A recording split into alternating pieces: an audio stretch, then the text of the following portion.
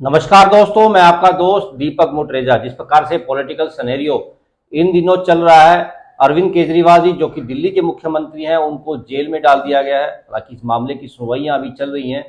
क्या होगा इस मामले में, ये तो खैर प्रभु की इच्छा होगी, प्रभु को ही जानकारी होगी इस विषय के ऊपर।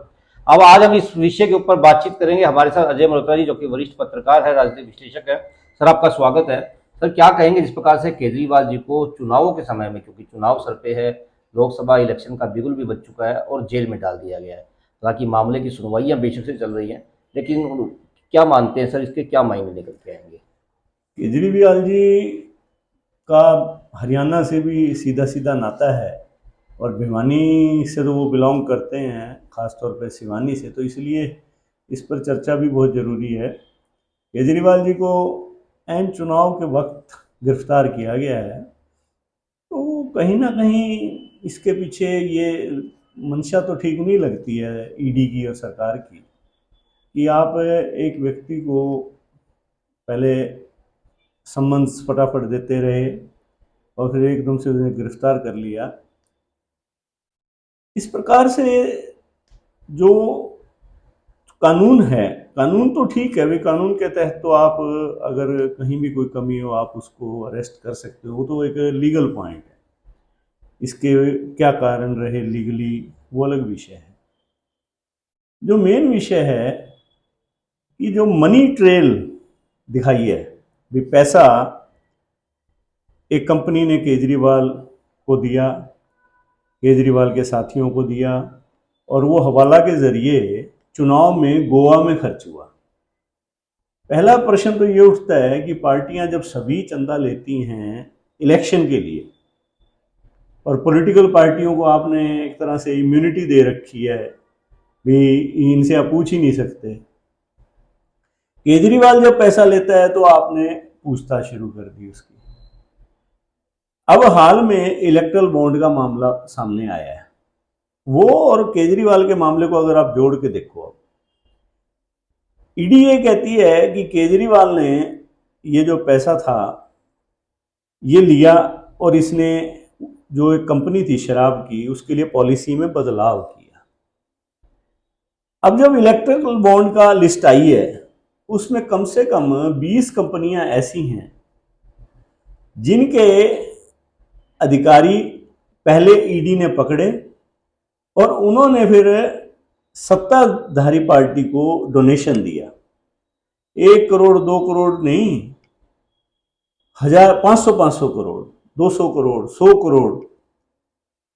तो कहीं ना कहीं फिर जांच तो सारी होनी चाहिए। अलग अगर आप एक केजरीवाल की जांच करवा रहे हो तो फिर वो जो भारतीय जनता पार्टी ने, वही तो एक कहीं ना कहीं शक की सुई आ जाती है कि आप 20 कलम ऐसी हैं उसमें जो कि पहले उनके यहाँ कोई कमी रही, उन्होंने फिर चंदा दिया, उनकी जमानतें भी हो गई, उनका सब कुछ ठीक हो गया। जिस प्रकार से कई नेता पहले भारतीय जनता पार्टी ने आरोप लगाए और बाद में वो भाजपा में शामिल हो गए, तो वो साफ हो गए एकदम से। अब यही स्थिति केजरीवाल के साथ है। अरविंदा फार्मा का जो एमडी है, जिसने ये जो सरकारी अप्रूवर बना, उसके यहाँ 2022 में पहले छापा पड़ता है, और वो उस छापे के दौरान उस जब छापा पड़ता है उसकी गिरफ्तारी हो जाती है, और इस सारे प्रोसेस में वो लगभग 40 करोड़ रुपए भारतीय जनता पार्टी के इलेक्ट्रल बॉन्ड खरीदता है, और बाद में उसकी जमानत हो जाती है। और वही व्यक्ति इस मामले के अंदर एक सरकारी अप्रूवर है, गवाह है, वो कह रहा है कि मैंने ये पैसे दिए। देखो, ऐसा व्यक्ति जो खुद ही चंदा दे रहा है एक पार्टी को और खुद गिरफ्तार हो रहा है, तो कानूनन उसके बयान अगर हैं तो उसके ऊपर आप किसी को एटलीस्ट सजा नहीं दिलवा सकते, क्योंकि कानून भी इस चीज को नहीं मानता। पहले तो उसकी इंटेग्रिटी डाउटफुल हो गई, और फिर एक ही तरह के चंदे, फिर तो जांच भारतीय जनता पार्टी की भी होनी चाहिए, कांग्रेस की भी होनी चाहिए, डीएमके की भी होनी चाहिए, जिन्होंने चंदा लिया और पैसा लेके उस कंपनियों को कहीं ना कहीं फायदा तो दे ही रखा है। बिना चंदे के ऐसी कंपनियां हैं कई जिनके अपने कर्मचारियों को पैसे देने के लिए हैं नहीं, और उन्होंने 180 करोड़ रुपए चंदा दे दिया। तो ये जो चंदे वाली बात आई है, तो फिर केजरीवाल ही क्यों? फिर तो सभी की जांच हो इस पूरे मामले की भी, जो चंदा आता है और वो कौन सी कंपनियां दे रही हैं और किन हालात में दे रही हैं, इसकी जांच होनी चाहिए। मतलब कहीं ना कहीं सर मामला जो है ये उलझा हुआ है कई पार्टियों के अंदर।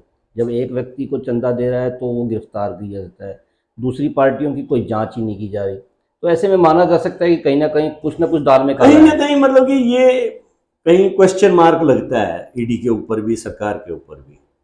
और केजरीवाल को अकेले गिरफ्तार करना या उसके साथ मनीष सिसोदिया जी को, संजय सिंह को, मतलब कि कहीं ना कहीं भेदभाव लगता है। मतलब एक ही पार्टी को निशाना बना दिया। एक ही पार्टी को।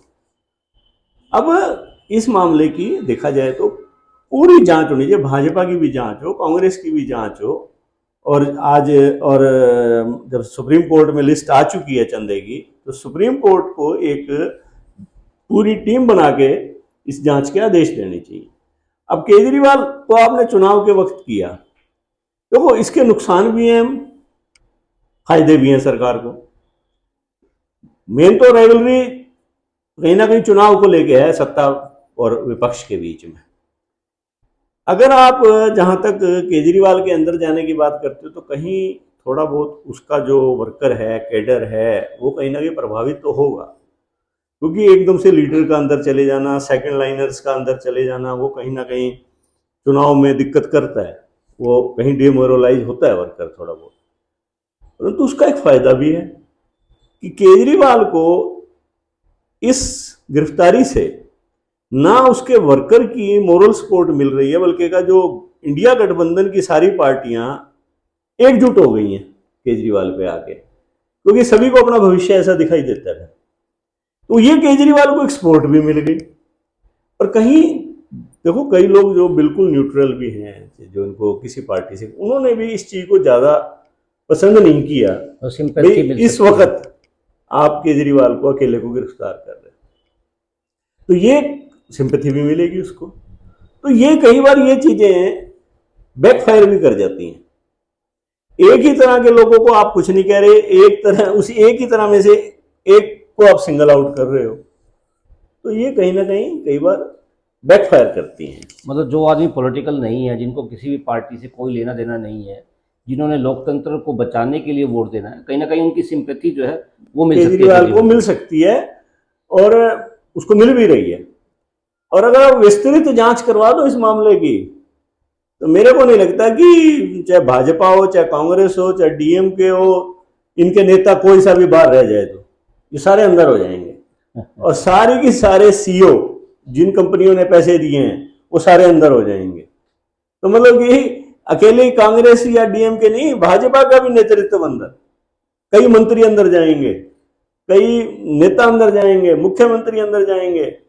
कांग्रेस के भी जो नेता हैं, पूरा नेतृत्व, उनके भी मुख्यमंत्री अंदर, अगर इसी लाइन पे जांच हो जाए सबकी, जिस तरह केजरीवाल की जांच की गई है।